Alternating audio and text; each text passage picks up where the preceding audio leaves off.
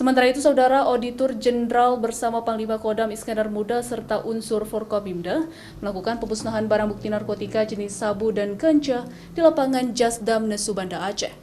Adapun barang bukti yang dimusnahkan terdiri dari 13.674 kg sabu, 158 kg ganja, serta 24 unit alat hisap. Barang bukti tersebut adalah tangkapan terhadap 3 tersangka oknum TNI di wilayah Aceh. Saat ini ketiga tersangka oknum TNI tersebut terancam dipecat dan sedang dalam masa persidangan. Ketiga tersangka serta barang bukti merupakan tangkapan yang dilakukan pihak TNI bekerja sama dengan sejumlah pihak pada tahun 2020 lalu.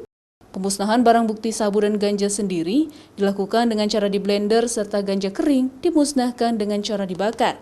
Narkoba yang sedang dihadirkan tadi. Sebagai apa nih, Pak?